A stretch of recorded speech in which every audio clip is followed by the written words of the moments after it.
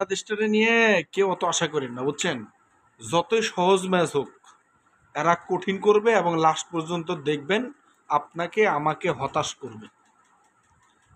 এই যে দেখেন, দেখতে দেখতে ৪৪ রানে ৪ উইকেট। কেমনে সম্ভব বলেন?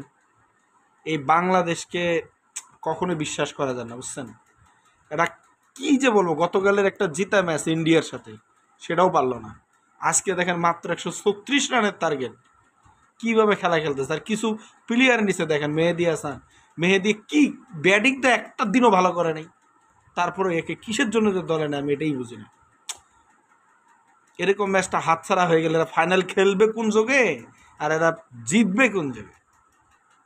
এরা কোন যে টাইগার, এগুলো হচ্ছে কি বলবো ভাই, মুখের ভাষা যে খারাপ করতে চাই না। দেখতে থাকেন আর কষ্ট পাইতে থাকেন বাংলাদেশের খেলা। আল্লাহ হাফেজ।